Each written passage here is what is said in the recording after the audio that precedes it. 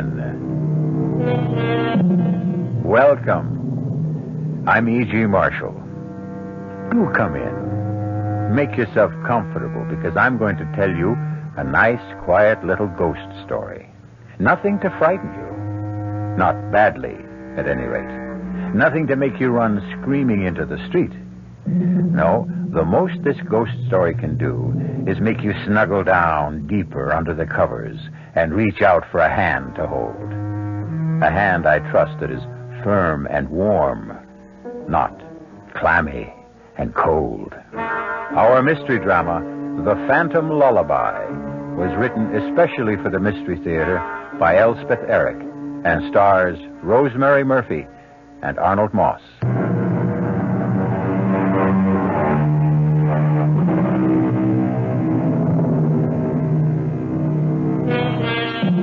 I myself have never met a ghost.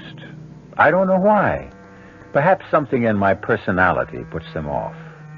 But if ever I should, I hope he'll do something more than moan and sigh and clank chains. What I should really enjoy would be a nice, chatty ghost who'd sit down and talk things over. Things like whether the life after death is really pleasanter than the one before. And if it is, why is it? Things like that. Things that only a ghost would know.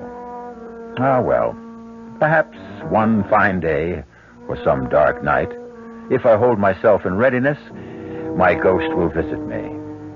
Meantime, relax, won't you? And listen.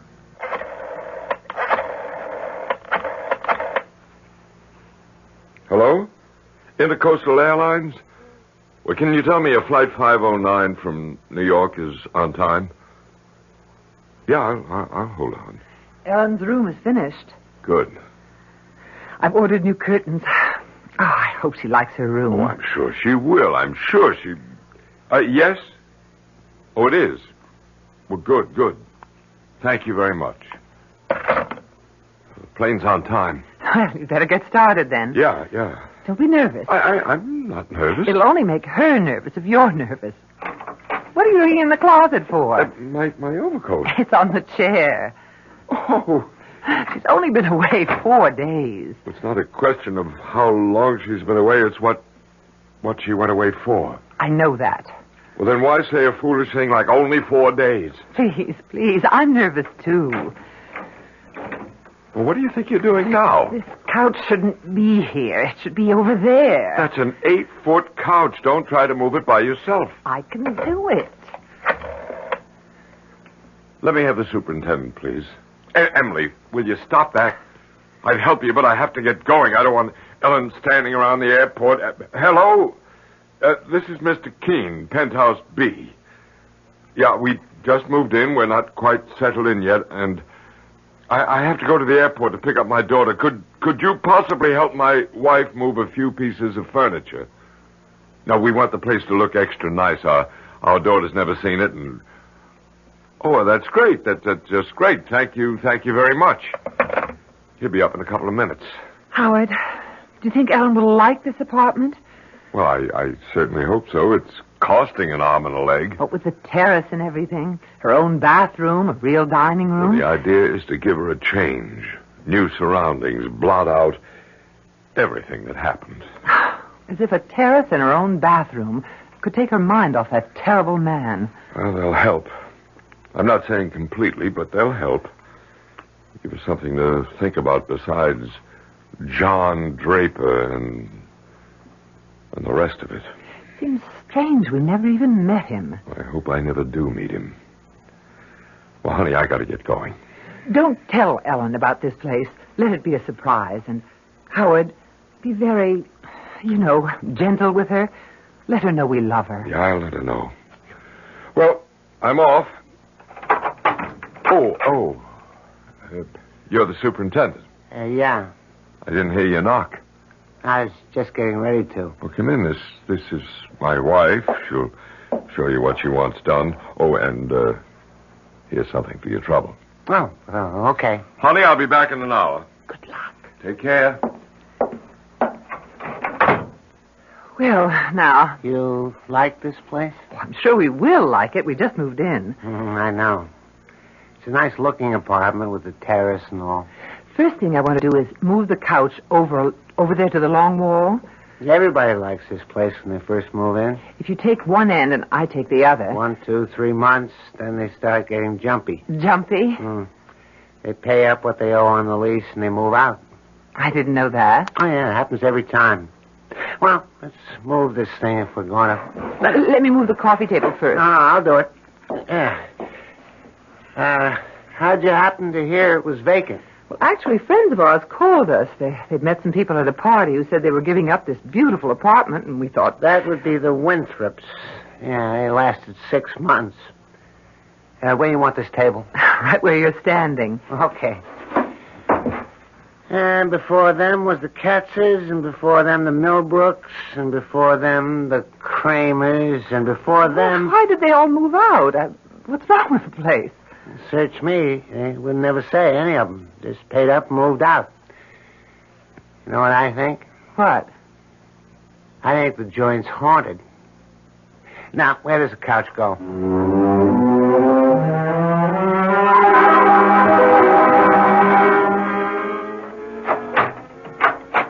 Enter, young lady. Ellen. Darling, it's so good to have you back. I'll put the suitcase in the bedroom. When you see your bedroom, darling, make allowances for the curtains. I had to put up your old ones, and they're too short, but I'm expecting new ones, maybe today. Well, I got you a new bed. Oh, heavens, the fuss they made about delivering it. So, what do you think? Do you like the apartment? It's very nice. Come, look at the view from the terrace. Come on. You can see for miles. Isn't that spectacular? Spectacular. Well, you can take a good look at it later. What would you like to do now? I don't know. Take a hot bath? You have your own bathroom now. Really? Do I? Or would you like to just sit and talk? All right. If you want to. Ellen, was the operation very bad? You mean the abortion? No. It wasn't bad at all. I'm glad of that. I opened your suitcase. Let a little air in, huh? I didn't unpack anything, though. I'll do it. You want to do that now, dear? Maybe take that hot bath, and I'll start lunch, and then when it's ready, I'll call you. All right. It's the door on the right. Oh, here, I'll show you. I'll find it. And the bathroom opens right off of it. Howard, what's wrong with her? I don't know. She was like that all the way in from the airport. Like a sleepwalker. Like a zombie.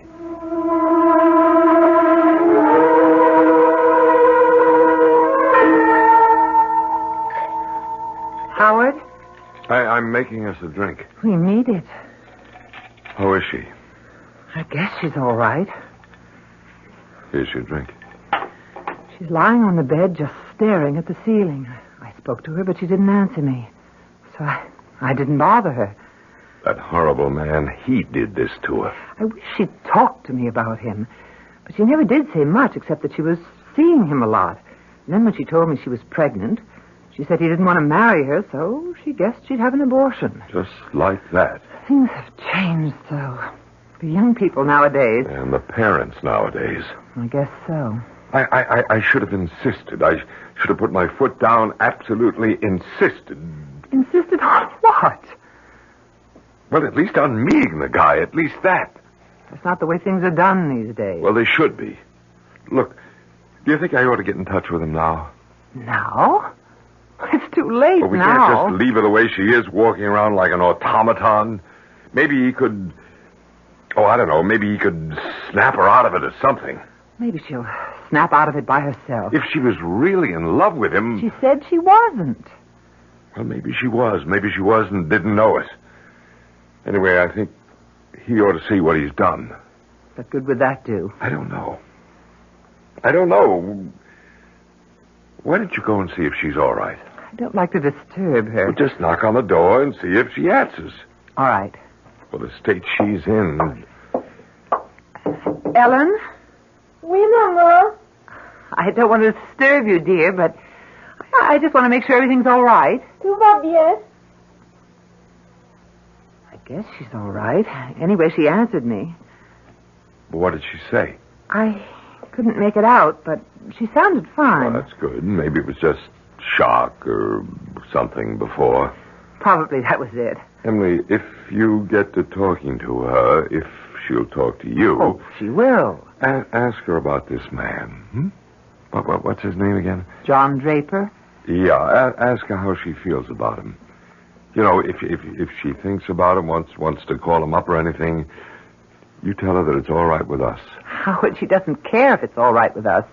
Young people don't these days. They just go ahead and do what they want to do. Well, do you realize we don't know anything about this man? What does he do for a living, if anything?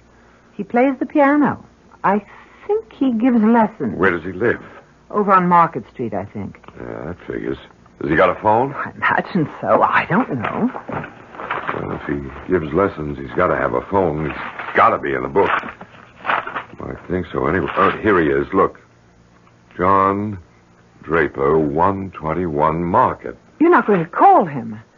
No, I'm not going to call him. I just want to know that he's alive and breathing somewhere in this town. If Ellen isn't better by tomorrow or the next day... Howard, she will be. Go knock on the door again, will you? What'll I say? Say anything. Say we're having a drink out here. Why doesn't she join us? All right, if you say so. But keep it light and, you know, cheerful. Ellen, dear, your father and I are having a drink. Don't you want to join us? Pas maintenant. How's that, dear? Je suis occupée. Well, whenever you're ready, we'd love to have you. I think a drink would do you good. Whenever you're ready. I guess she's all right. But did she say she was all right? I don't know what she said. What do you mean you don't know what she said? Ellen! Are you all right, baby? Je regrette, mais je ne peux pas vous joindre pour le moment. Je dois m'occuper du petit garçon. Excusez-moi, s'il vous plaît. Howard. Why, I didn't know she could speak French. She can't. Well, she just did. I understand enough French to know that. What did she say? Could you tell? Well, she said she couldn't join us just now because she had to take care of the little boy. Do you agree with Anthony Trollope that the chief duty a parent owes a child is to make the child happy? I think I do. And I think in their more beneficent moods, most people do. Why, then, are there so many bitterly unhappy children?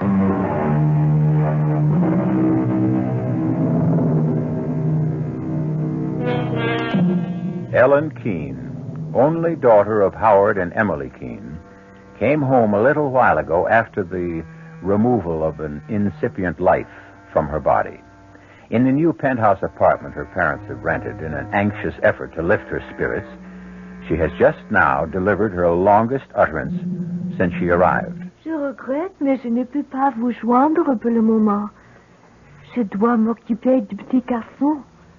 Excusez-moi, s'il vous plaît. Howard? Why, I didn't know she could speak French. She can't. Well, she just did. I understand enough French to know that. What did she say? Could you tell? Well, she said she couldn't join us just now because she had to take care of the little boy. What little boy? Well, how should I know what little boy? Howard, the operations affected her mind. No, don't say that. That's not true. Must have meant more to her than we knew. How could we know she acted as though it was nothing? That's how young people are these days. I'm going to call that man. John Draper? What good would that do? He ought to know what he's done. Howard, it isn't right to blame it all on him. I don't care. There, here. Here's his number. I don't see why you think he can help. Well, maybe she still loves him. Maybe he can get through to her. Maybe. Hello? Mr. Draper? John Draper? Yes? I'm Howard Keene, Ellen Keene's father. Yes? Ellen came home a little while ago. I thought you might like to know. How is she? Is she all right? No, she's not all right. What's the trouble? They didn't hurt her, did they? Physically, she seems to be all right, but other ways, she's not. I'm glad you called me. What can I do? My wife and I thought it might help if you came to see her, Why, of course, right now. if you can. I'll have to cancel some lessons, but I'll be there as soon as I can. Oh, hold on just a minute. We've moved to a new place. Oh? You've moved? Yes, we took a penthouse on the spur of the moment, just moved in this morning. It's at 42 Cedar Terrace. Do you know where that is? 42 Cedar Terrace? Yes, penthouse B. Have you got that? Hello? Mr. Draper, are you there? Hello? I'm sorry, Mr. Keene, but I'm afraid I won't be able to get there after all.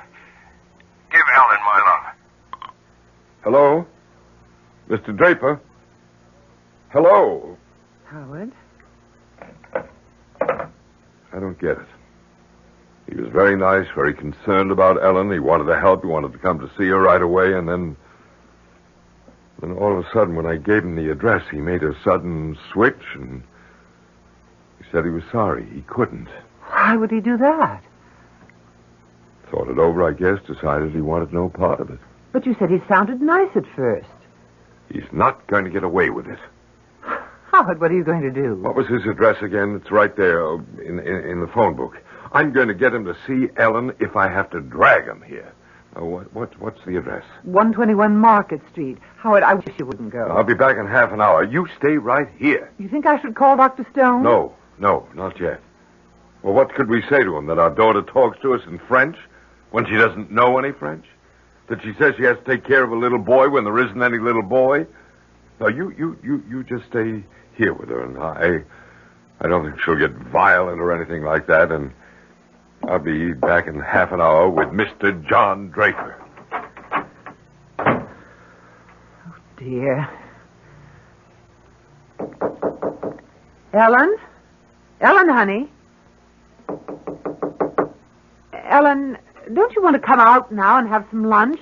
I could fix us both a sandwich and some soup. Je suis occupée. We haven't had a chance to talk. Va-t'en, maman. You're sure you're all right? Tout va bien, maman. That's the phone buzzer from downstairs, dear. I have to answer it. Yes?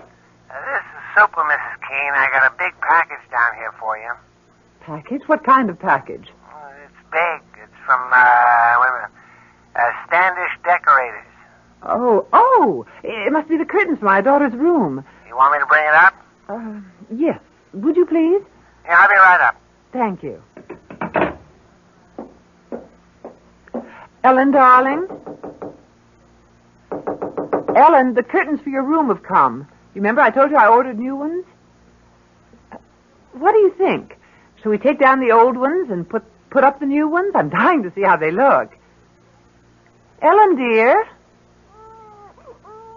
Ellen? Voilà, mon petit. Ne pleure pas, mon petit. Ellen? Ellen, answer me. Va-t'en, maman. Je suis occupée. Dear God. I don't know what to do. I don't... Yes, I'm coming. I'm coming. Just a minute. Your package, Mrs. Keene. Thank you. Thank you. You, okay, Mrs. Keene? What? Well, you look kind of peculiar. I do? What's the matter? Ghosts been bothering you? Ghosts? I told you the place was haunted. Yes, you did, didn't you? Didn't think they'd be getting to you so soon, though. Look, come in for a minute, will you? Do you mind? I'd like to talk to you. Oh, yeah, okay. Tell me, why you say this apartment is haunted. It's just a guess. You don't really know, do you? No, I don't really know about this apartment, no, but I know quite a lot about ghosts from personal experience. Tell me what you know. Well, I guess everybody knows that ghosts are no more and no less than the spirits of the dead who won't leave the earth, right? I mean, that's pretty obvious, wouldn't you say? I wouldn't know anything about it. Oh, well, I thought everybody knew that. Well, that's what they are. The only difference between one ghost and another being why they won't leave the earth, why they keep coming back to haunt. And there's various reasons why. Like what? Well, they could be they're in love with some live person who returns that love even after death. That's one reason. What other reasons are there? Well, there's a ghost that won't admit to death, a ghost who resents the people who've gone on living. Now, this, generally speaking, is the ghost of some person who is used to lording it over everybody in life and comes back to try to lord it over them some more. That's another reason for ghosts. What other reasons? Then there's the kind that just can't understand how it happened. How what happened? Death. Their own death. That's the kind of ghost I understand very well. My sister's one of those. You mean your sister doesn't understand how she happened to die? Is that what you mean? She was 12 years old. She was on her way to school. And a car came along with a drunken driver behind the wheel, and the car swerved up on the sidewalk and killed her. She never knew what happened. Before she knew anything, she was dead. And her ghost comes back? Every night. Every night I wake up and hear crying. What do you do? I try to explain it to her, but what can I say? It doesn't make any sense. Drunk in a car and her on her way to school? No, it doesn't make any sense. It makes more sense to kill yourself, don't you think? That way you got something to say about how you go and when. Not just leave it up to some drunk in a car. Well, that's my opinion anyway. All right, I better be getting back downstairs. Couldn't you just stay for a little while? I don't feel like being alone right now. My husband will be home in about half an hour. He went to see somebody over on Market Street. No, I can stay a little while if you like me to. I'd appreciate it. We'll talk about ghosts, huh? That's my favorite topic. Ghosts.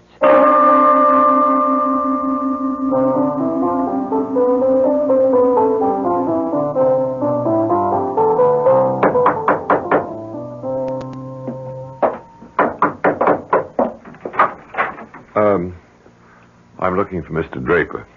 I'm Mr. Draper. I guess it's your son I'm looking for. I don't have a son. Oh, well, I expected... Well, I didn't know I'm Howard Keene, Ellen's father. I'd like to come in and talk to you. Mr. Keene... Please, it's very important, or I wouldn't ask. Come in. Thank you very much. Sit down if you want. Excuse my staring at you. I expected a much younger man. I'm 51. That's just my age. You said on the phone Ellen is all right. No, I said that physically Ellen's all right.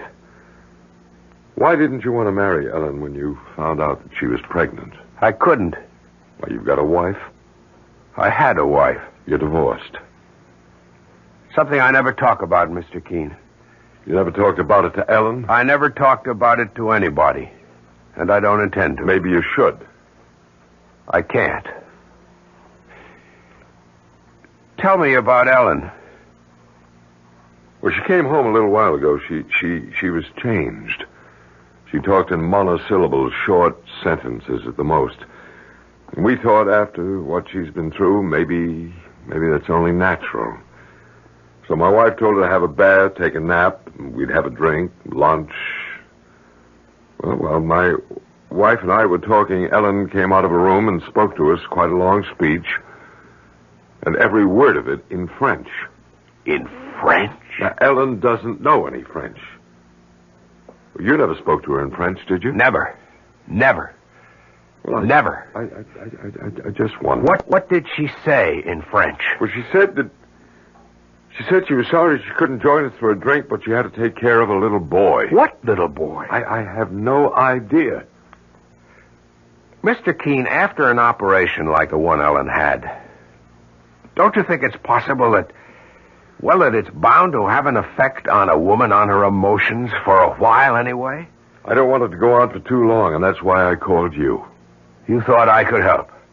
I hoped you could. Get your coat. I've got a cab waiting outside.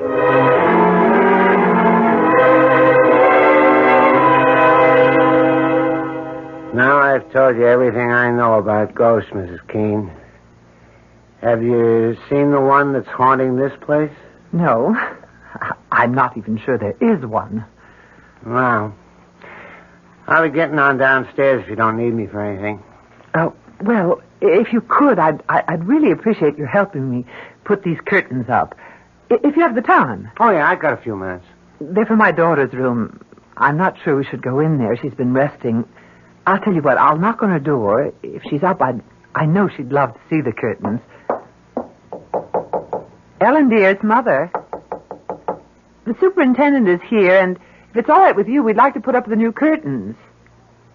You know, I told you before they just came from the shop. Ellen, dear, I'm going to open the door and come in because I think you've been by yourself long enough. I really do. Ellen? Oh! What's the matter? Oh! Mrs. Keene, what? Good Lord. She's not moving. She's not breathing. Her eyes are wide open. She's dead. She's not dead. Don't say such a thing. Don't you dare say such a thing. Mrs. Keene, what are you doing? Calling the doctor, you fool. Doctor won't do any good. She's dead.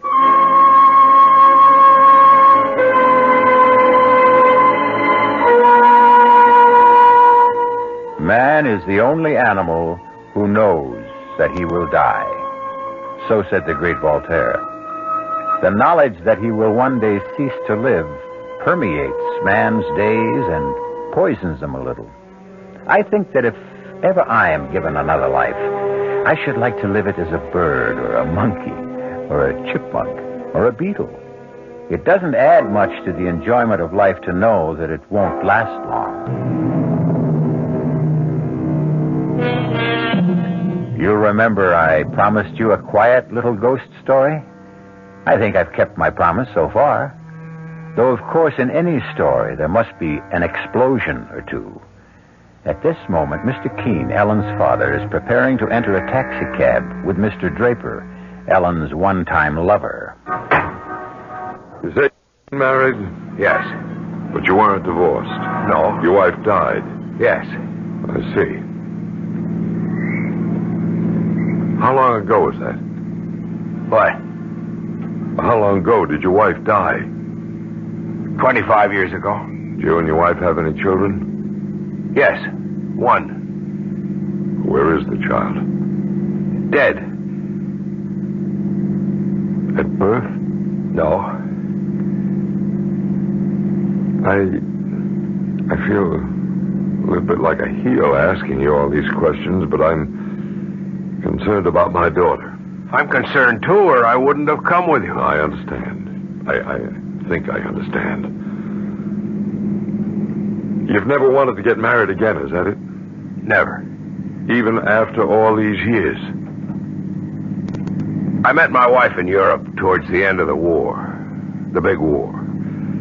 I'd been doing very well in business. I was on my way to making it big when I got drafted.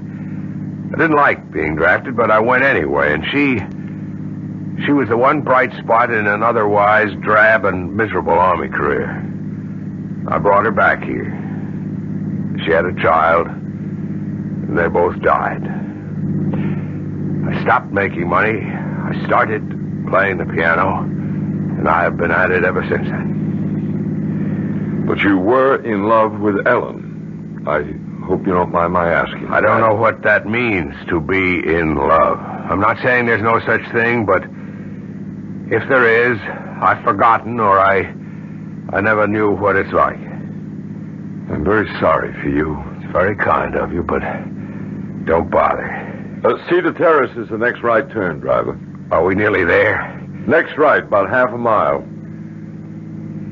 My wife and I just moved in. We wanted to do something for Ellen. We heard through friends about this marvelous apartment that was suddenly available, a penthouse of all things. Penthouse B, you said? Yeah, we took it on an impulse, thinking it'd be something for Ellen to come home to take her mind off everything. You know, what she'd been through. And did it? Well, no. No, she's hardly said a word about the place since I brought her home from the airport. She's hardly said anything about anything. Just a few words of French, and that one thing about not being able to have a drink with us before lunch because she had to look after a little boy. How could she speak French when she doesn't know any French? And what little boy did she have to look after? I don't understand any of it, not any of it. Hold on.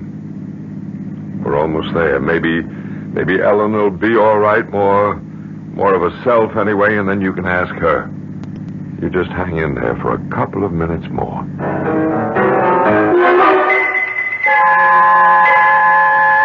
Dr. Stone, what's wrong with Ellen? Mrs. Keene, I can't detect any vital signs at all. I hesitate to pronounce her dead, but what can I say? I can find no pulse, no heartbeat, no reflexes. I've done everything I can think of. Injection, massage. She's not dead. Tell me she's not dead. Like you, I refuse to conclude that at the moment. But if your daughter is alive, Mrs. Keene, she is in the deepest coma I've ever encountered. It's as though she were not in or out of this world at all.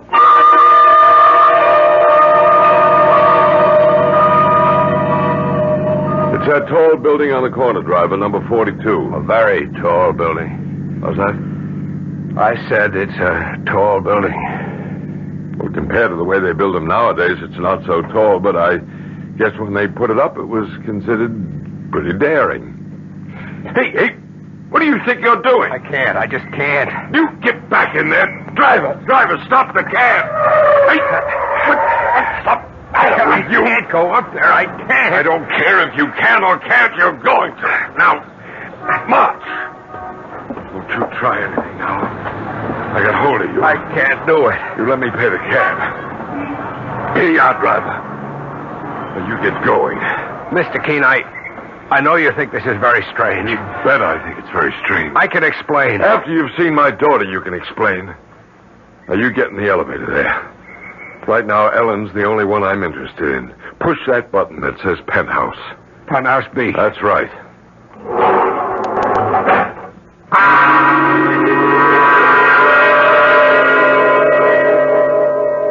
Mrs. Keene, if Ellen isn't dead, and I'm still not convinced, then she's either in a very, very deep coma or...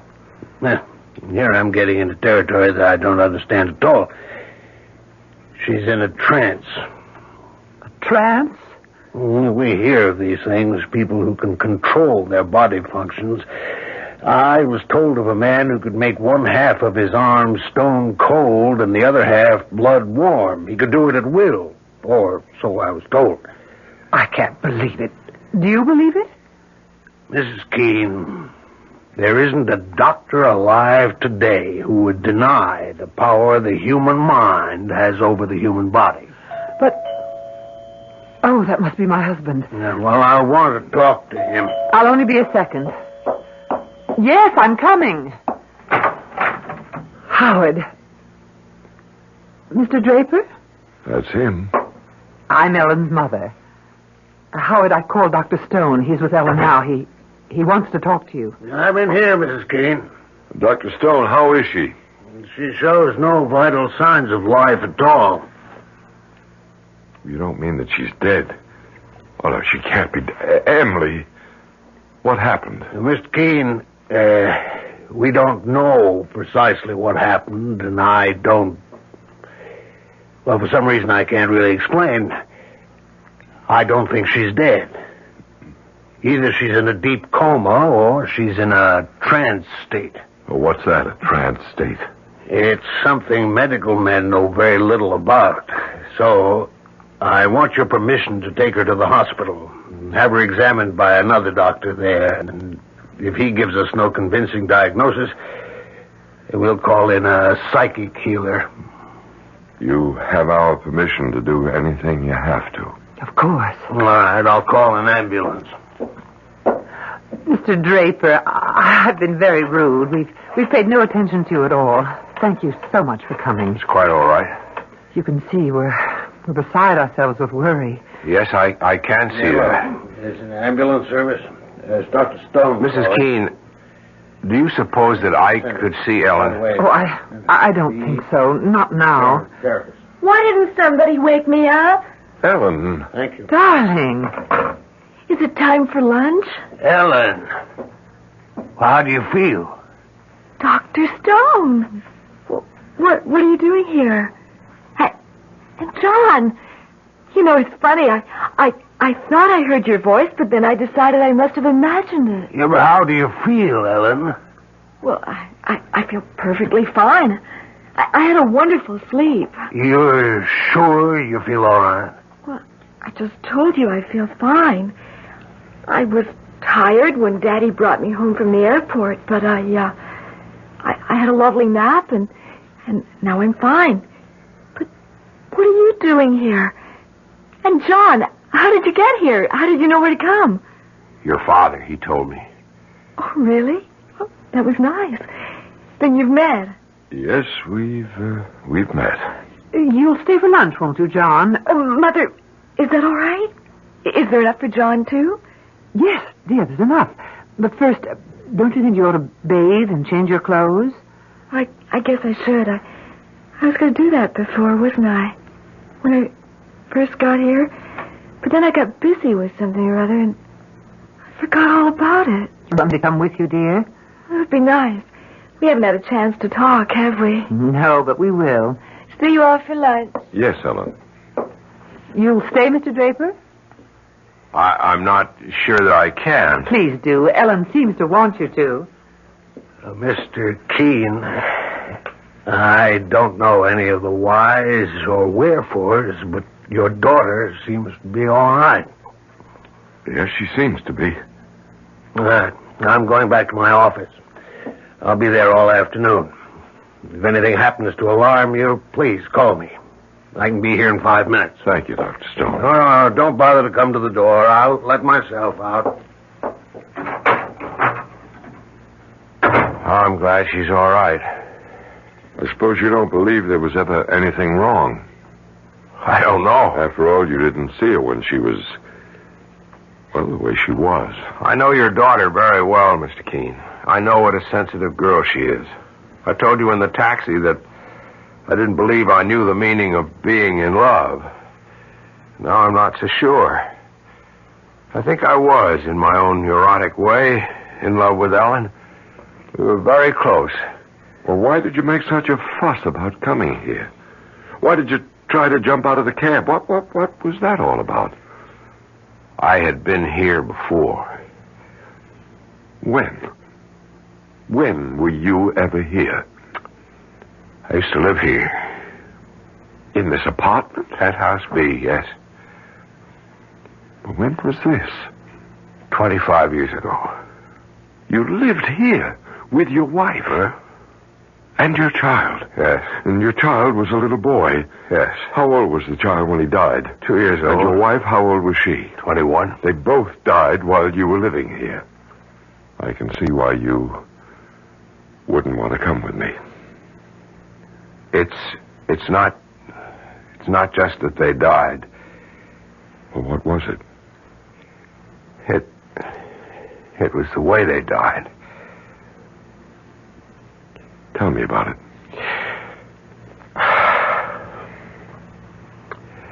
When I came back from Europe, I started up in business again. The business which the war had so rudely interrupted. I was determined to work my way up the ladder again, and I threw myself into my work. I think my wife felt neglected. Truth is, I did neglect her. But it wasn't just my neglect. She was a foreigner. Even after 3 years, she hadn't learned to speak English.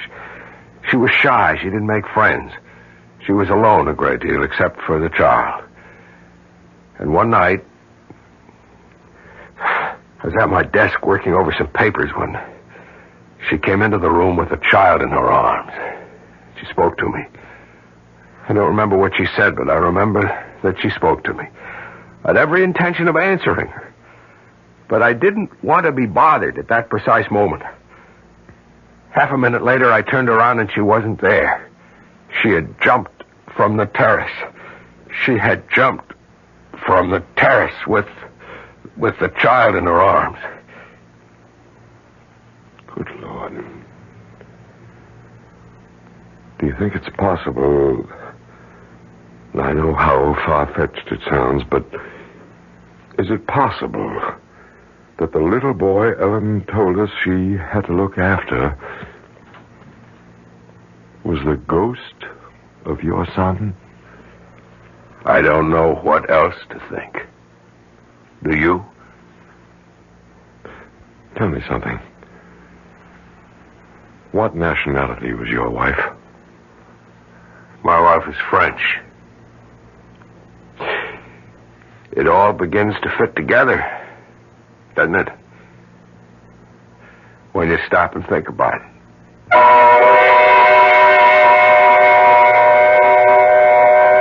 When you stop and think about it, you don't want to stop and think about it? That such things don't bear thinking about? All right. Don't stop. Go right on doing the things you've always done. Waking in the morning, putting in the hours until it's time to go to sleep again. Don't, for an instant of your busy day, think about such things. But that won't make the things go away. Now, will it?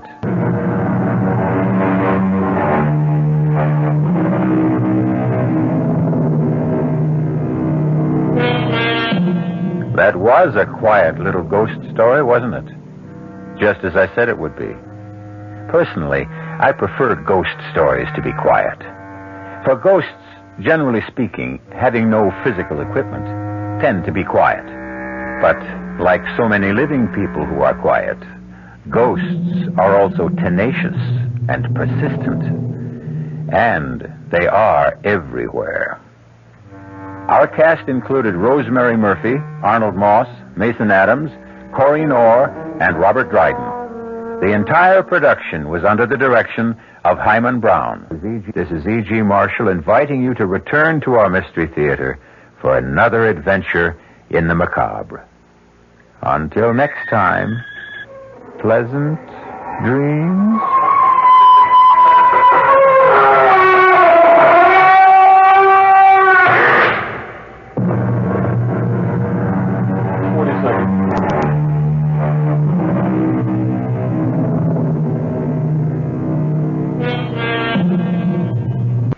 The preceding Mystery Theater program was furnished by the CBS Radio Network.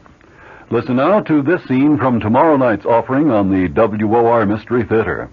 I'm going to kill myself. Well, that's one way to...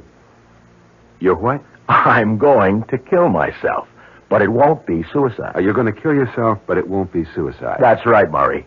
And my wife will receive $50,000 in insurance money.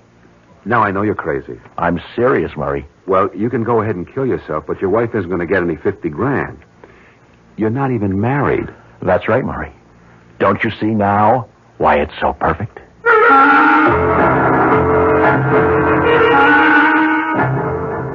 Dressed to Kill stars